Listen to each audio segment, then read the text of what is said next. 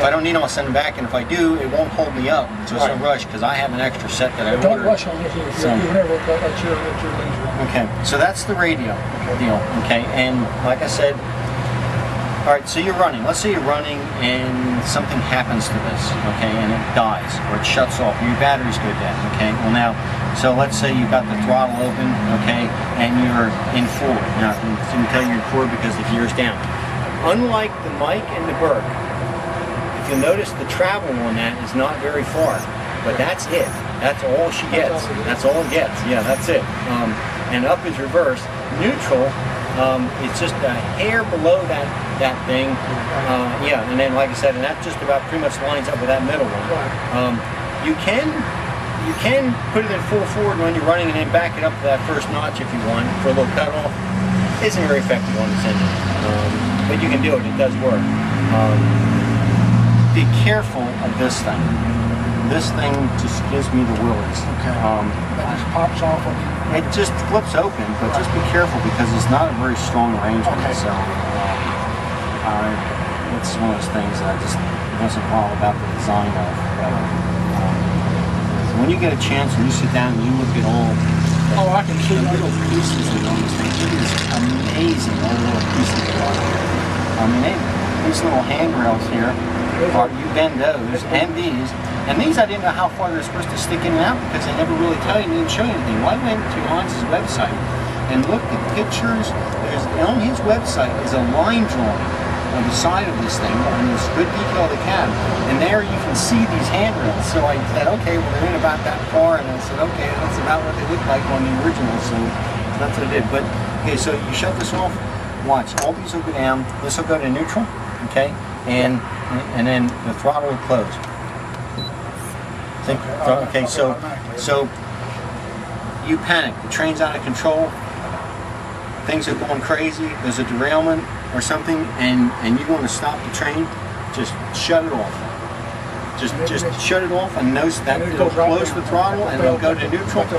Yeah, it's not a. Actually, it didn't move the reverser. You know what? That's right. It only does the throttle, but it'll close your throttle. So. Yeah, that's right. I was trying to set it up to do the reverser also, and then I found out that it only works the throttle. And that's something different. I think that the other radios, I think that they went to fail-safe with everything.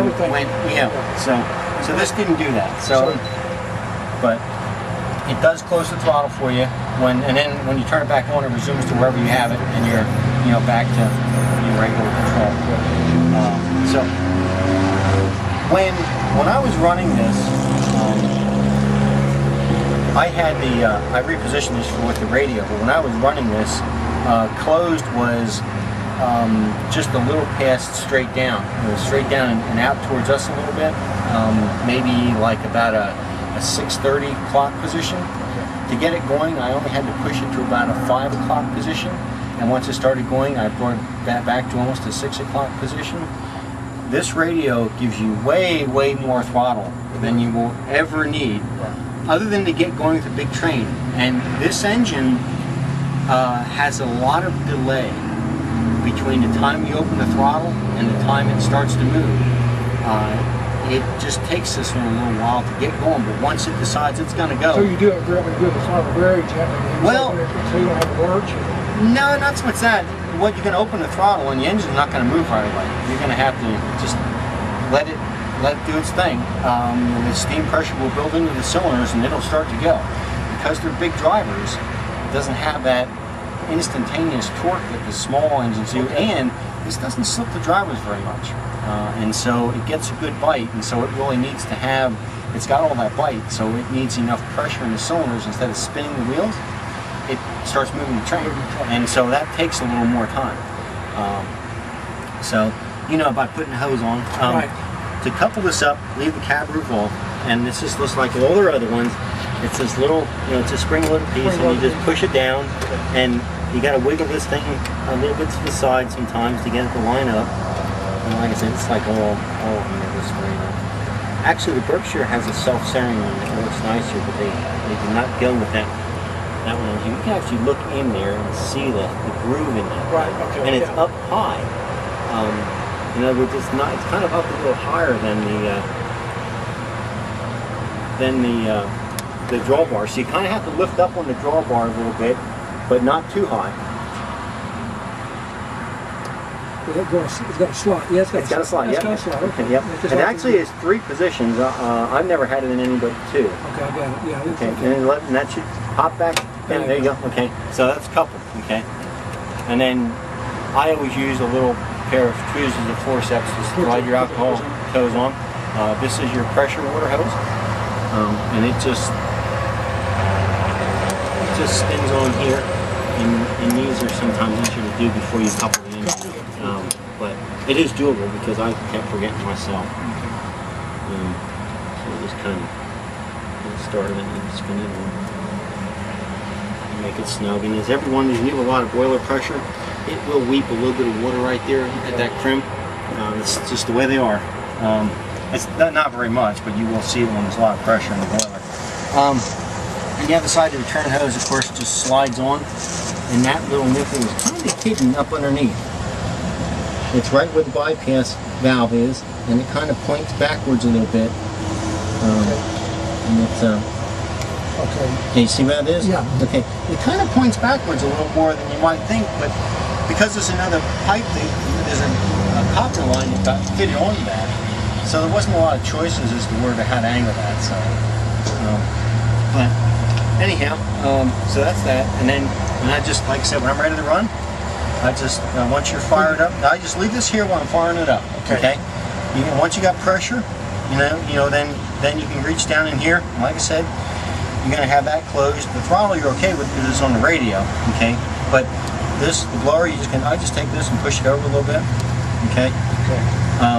And then if it's too much, just bring it back. But this works real good for just moving that back and forth real easy. It moves pretty easy.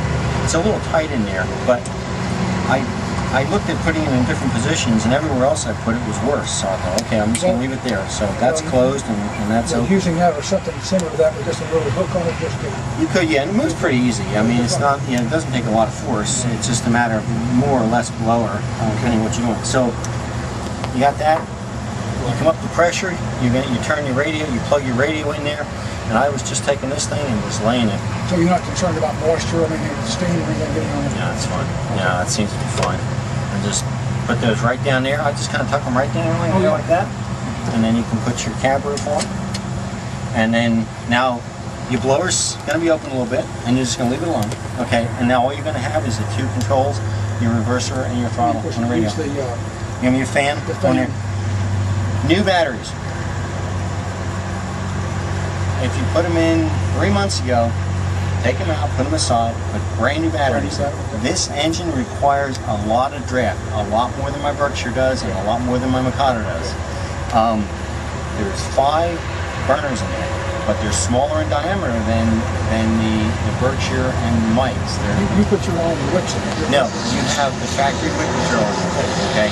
I like the way it burned with those, and they're not very deep wick sumps. And the one bad side about stainless steel wicks is if you get a little out of kilter height-wise, they can flood very easily.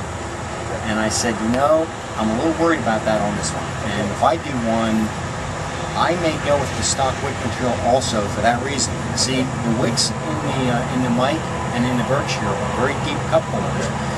These are probably 30 or 40% shallower. They're not only small in diameter, they're not as deep. And so these worked out, I think, good with the wick material. And there's extra wick material in the box that I have for you in there. So there's some extra metal if you terribly destroy. This piece is one piece runs into the cab. And it's another piece that runs from here down and tucks through a little hole in the front door. And this is another piece that runs across there. And this piece here is a separate fitting that can slide up and down here, but it's super glued in place. Okay. These wires are super glued in each one of these. A felt tip pen, an Eldon ink marker, like a Sharpie, is great for hiding the little. The wire that Astra uses doesn't hold the finish they put in very well, and just the very act of sliding it through all these things, or bending it, sometimes puts a little scratch on it or something. And so I just take an indelible ink marker